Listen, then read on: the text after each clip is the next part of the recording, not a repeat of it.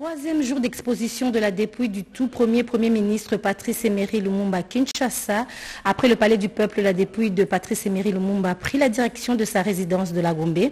Après le palais de la Nation, elle a été exposée dans l'enceinte de la primature. À toutes et à tous, bonsoir et bienvenue à ce journal.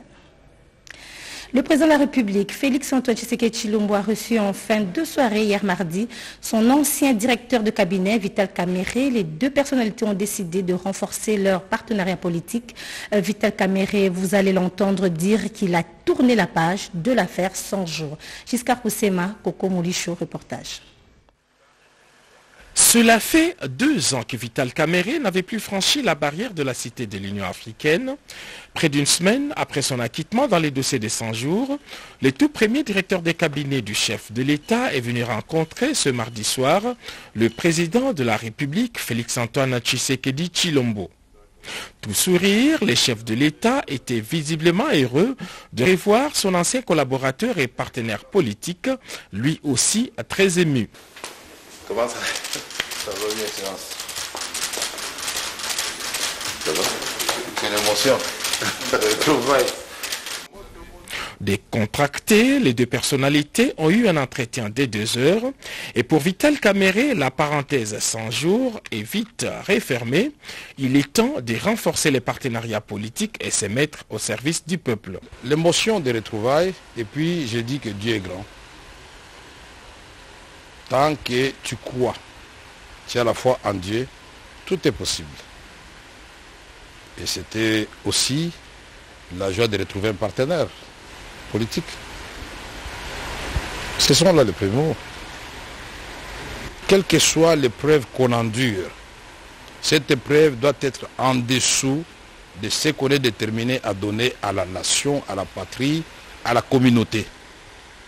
C'est en cela que nous allons gagner. Si chacun de nous, et il y a rares qui n'ont pas connu d'épreuves dans leur vie, ils doivent minimiser ces épreuves-là et dire ce que j'ai à donner à la patrie est bien au-dessus des preuves endurées. Pour moi, j'ai appris beaucoup de choses en prison. La patience, la résilience. J'ai appris comment renforcer la foi en Dieu. Les Congolais veulent entendre Vital Kamerhe s'exprimer sur ce qui se passe à l'Est, votre fief naturel. Donc, ce qui se passe à l'Est, nous laisse tous sans voix.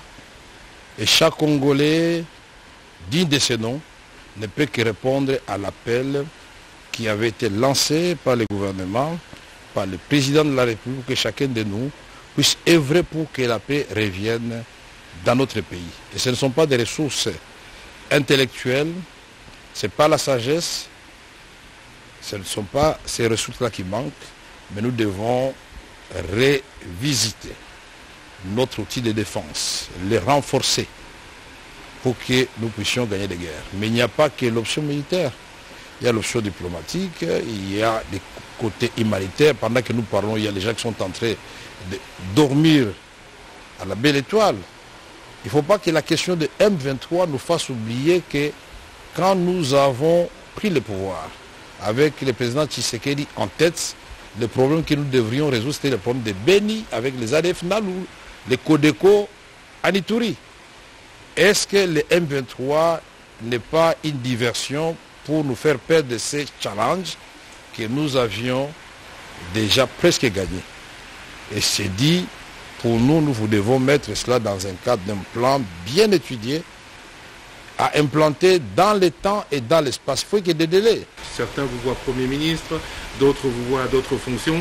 Vous voyez où dans les prochaines semaines pour faire ce que vous dites aujourd'hui être en mesure de faire? Je me vois comme un citoyen congolais déterminé à aider son pays. Cette sortie médiatique marque la rentrée politique du patron de l'UNC. Dans les prochains jours, VK s'élance déjà dans la bataille pour la conservation et la consolidation du pouvoir sous la bannière de l'Union sacrée de la nation. Et la dépouille de Patrice Emery Lumumba a été exposée pendant près d'1 heure dans sa résidence officielle sur le boulevard du 30 juin dans la commune de la Gombe. Ses enfants ont remercié le chef de l'État pour son implication personnelle. Regardez.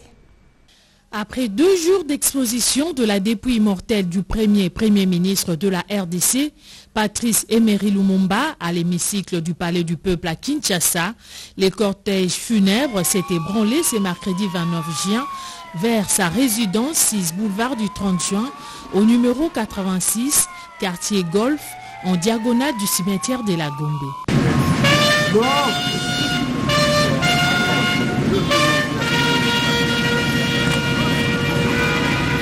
Pendant près d'1 heure, les enfants Lumumba, membres de sa famille biologique et politique, ont fait la ronde du cercueil avec chants et danses au rythme tétéla.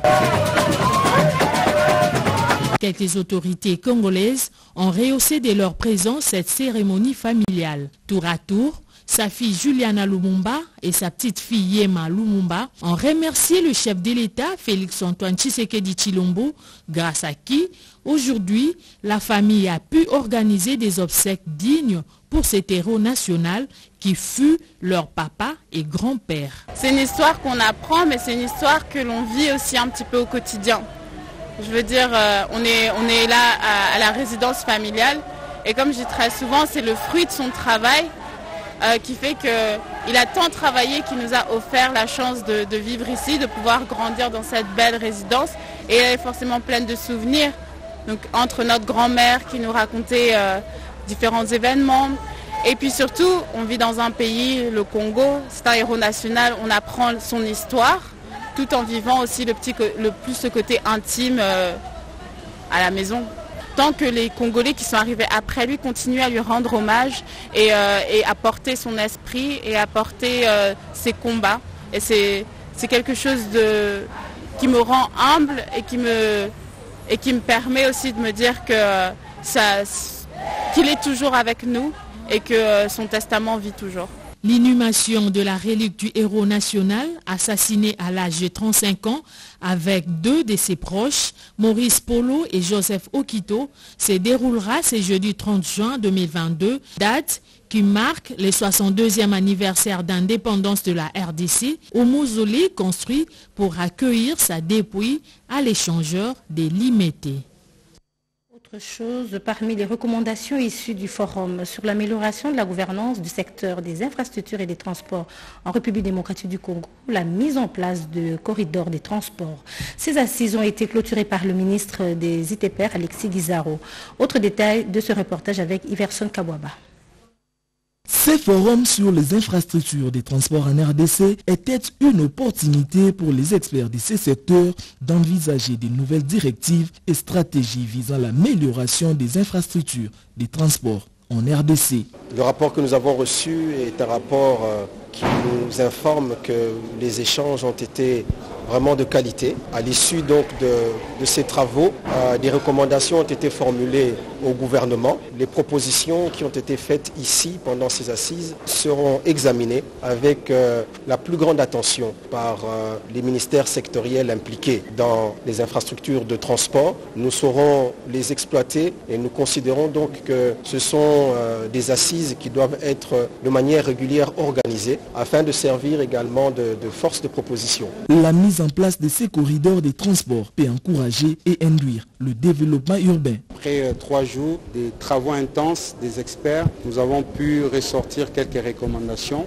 qui ont été formulées par les experts, qui seront en fait repris dans un condensé, un document que nous allons remettre au ministre des Transports, au ministre et au ministère en charge des infrastructures, au ministre des Transports, et qui vont maintenant essayer de voir comment est-ce qu'ils pourront s'en approprier dans la mise en œuvre de toutes les actions qui seront en train d'être menées au niveau des différents ministères. Les résolutions issues de ces forums seront transmises au gouvernement de la République par les ministères des Transports et celui des Infrastructures. Passons à cette signature de protocole pour la production intensive de semences de riz, maïs, soya et manioc en RDC par l'Institut international d'agriculture tropicale, l'initiative du président de la République, Félix-Antoine Tshisekedi Tshilombo. En signant ces protocoles d'accord, l'Institut international d'agriculture tropicale et les plantations des huileries du Congo s'engagent à travailler de manière conjointe, notamment dans la production intensive des semences de riz, maïs, soja et manioc. C'est pour une transformation durable du secteur agricole et la multiplication des opportunités d'agrobusiness. Avec l'ambition partagée de lutter contre l'insécurité alimentaire, le directeur général de l'IITA en RDC confirme l'engagement de son organisation dans le projet de développement du secteur agricole au pays. Ces partenaires vont entraîner d'autres secteurs privés à imiter l'exemple du PFC. Il consiste à développer la chaîne de valeur de culture vivrière, surtout dans les zones dans lesquelles le PFC opère, pour deux buts, pour assurer la sécurité alimentaire des travailleurs, disons, de leur plantation, mais aussi de commencer à créer, disons, en fait, de petites unités business, disons, dans les cultures vivrières comme les manioc et le riz. Bien que spécialisé dans l'exploitation du palmier à huile, le PHC s'engage dans ce partenariat avec son personnel technique qualifié dans la production de semences de qualité et une expertise dans la gestion des activités de production agricole à grande échelle. Ces semences seront utilisées dans le cadre de l'implémentation du programme de l'agenda et de la transformation agricole de la République démocratique du Congo, initié par le président de la République, Félix-Antoine Tshisekedi Tshilombo. L'IITA, partenaire technique du gouvernement dans la mise en œuvre de l'ATA, dont la participation permettra la mise en œuvre à l'échelle nationale de technologies agricoles. Je vous propose de suivre à présent l'inauguration par le gouverneur de quelques infrastructures publiques dans la cité de Moueka au Kassai. Il s'agit d'une tribune d'honneur et des toilettes publiques. Œuvre du député provincial Gaston Dodon-Piana, élu de Moueka. Les détails avec Rodé Panda. L'inauguration n'est pas encore terminée dans les territoires de Moueka avec le gouverneur de la province du Kassai, Dieudonné Mpiémé, qui séjourne encore. Des toilettes publiques et une tribune d'honneur, œuvre de l'honorable Gaston Dodon-Piémé, député provincial élu de Moueka, venait d'être inauguré par l'autorité provinciale. Dieudonné Mpiémé, tout côte, a exprimé sa joie tout en félicitant le bienfaiteur. À travers ces gestes de cœur d'un député, l'exécutif provincial du Kassai peut se dire être accompagné par la politique de sa province.